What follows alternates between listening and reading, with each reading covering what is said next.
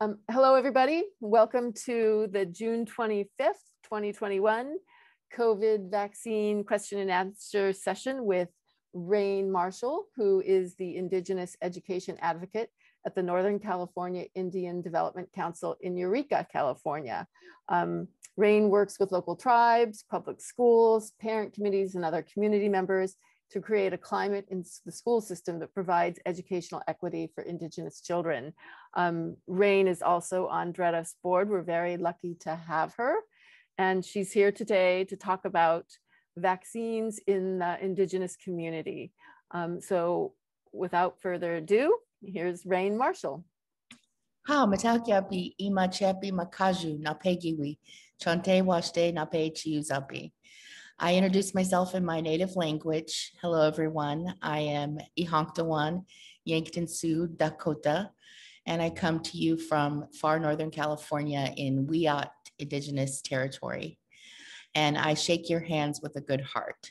So I've been asked to talk to you today about the impact of COVID-19 in Indian country and the vaccination outlook, prospects, and advances so far in our Indigenous communities. So I want to give you a little background about Native Americans with disabilities and to let you know that I'm not a nurse or a community health representative or a public health servant. I am an educator. I teach in college, and I also help families with Indigenous education advocacy. So I work a lot with students with disabilities. So just a few facts. First of all, there are 5 million Native Americans in the US, and they make up 1.6% of the population. There are 574 federally recognized tribes, and in California, there are about 110. There are 3 sovereign governments recognized in the United States: tribal, state, and federal. And Native Americans are tri-citizens. They are members of their own tribes. They're citizens of the states where they live, and they're citizens of the United States. Tribes have a political relationship with the United States government due to treaty making under the US Constitution and under international law. First of all, many members of Indigenous communities have disabilities. Approximately 24 to 27% of Native Americans living in the US have a disability, which is a disparately higher rate than any other demographic. Native Americans also experience serious psychological distress at 1.5 more times the general population due to colonization, intergenerational trauma, loss of land, resources, poverty. Native American people have a high rate of depression and substance use disorders and high rates of suicide. The issues for Native Americans with disabilities are compounded for a number of different reasons. To start, many federal laws designed to protect people with disabilities are not always able to be enforced against tribal governments because of sovereign immunity. Most tribal nation territories are located in rural and remote areas that lack public transportation systems, and some tribal communities do not have the infrastructure to support access and accommodations for people with disabilities, such as sidewalks and sidewalk ramps for wheelchairs. Some tribal communities also lack high-speed internet or the means to acquire assistive technology for people with disabilities. Another general issue is that there are tribal, state, and federal programs that are geared to help Native Americans with disabilities, but it is often complicated to figure out who is actually able to avail themselves to the benefits of these different programs. While the tribes are sovereign governments in the eyes of the state and federal government, their individual members are also citizens of those states and the federal government and are therefore entitled to the same programs and rights as everyone else. So a little bit about COVID. Indeed, Indian country has been disproportionately impacted by this pandemic. I'm sure you've seen the terrible, dire situation in the Navajo reservation. This is a systemic reality rooted in large part to the chronic underfunding of the Indian Health Service, put in charge of providing medical care to the first Americans of this country, mostly due to treaty obligations. There's also a long-term lack of investment in public health infrastructure from this entity, the Indian Health Service. Per capita in the US for healthcare spending for Native Americans, it's only $3,700 versus the general public, it's $9,400.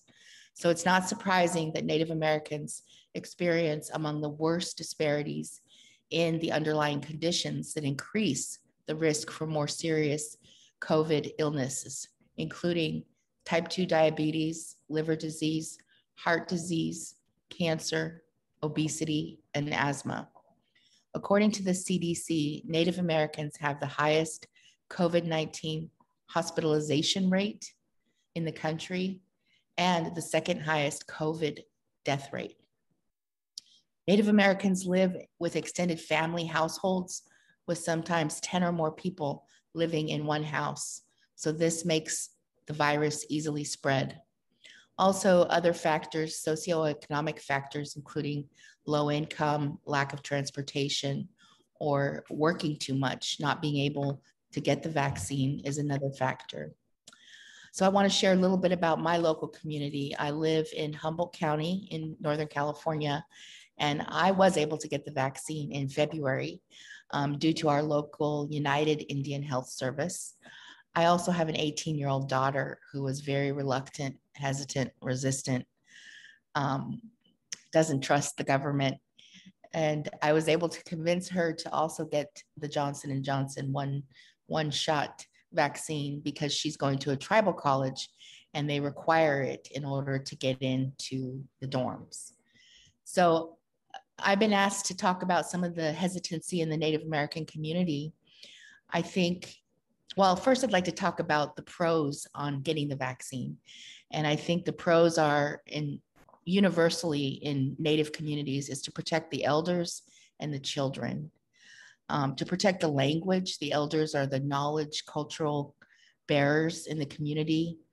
And also just to simply avoid extinction. There was such a scare in Indian country and certain pueblos of such small communities being impacted that they could lose a significant amount of their population.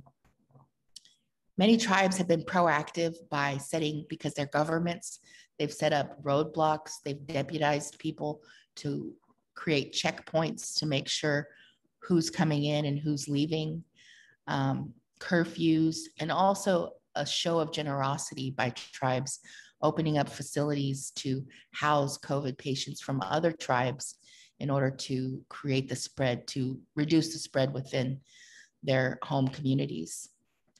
So I would also just like to advocate for tribal sovereignty, that because tribes are sovereign governments, that as we're approaching the summer months and tourism is picking up, that people respect tribal laws and that they also protect communities by wearing masks, using hand sanitizer, washing hands, and using social distancing. And also just to comment a little bit about the question about hesitancy.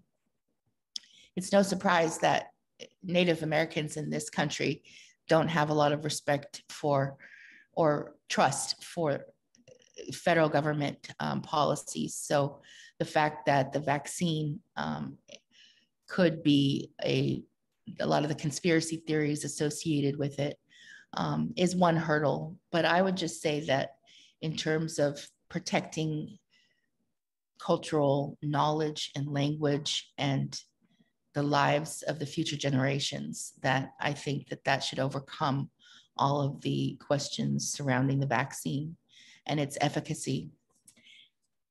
So I'd also like to just put some of the resources available.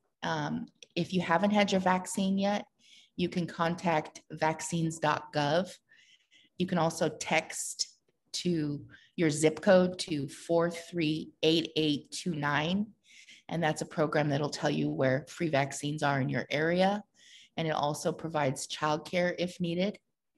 Also, you can call the National COVID-19 Vaccine Assistance Line, which is 800-232-0233. And then check with your local pharmacies, CVS and Walgreens. Also, the California Rural Indian Health Board, known as CRIB, CRIHB.org, and IHS.gov. So some good news is this month, Biden and Congress allocated $1.8 billion to combat COVID in Indian country. So I guess in closing, I would just say to encourage others in your community to get the vaccine. It means more freedom, being able to go back to healing ceremonies, and it shows that you have compassion and care for your fellow human beings. And I'd also just like to say that in my local community, a strategy that has worked is going to the tribe's reservation and rancherias specifically.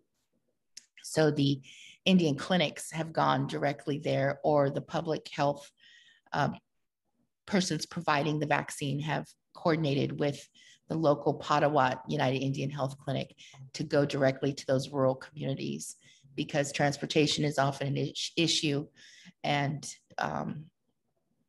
just having access in these rural locations. Thank you, Rain. I really appreciate your time today. Sorry about that. I appreciate your time today, the message to the Indigenous community and the greater disability community at large. Thank you again, and we'll be seeing you at the next board meeting, right? Right. Thank you, Susan. Thank you. And thank you, Brandon, for the ASL interpretation. Bye-bye.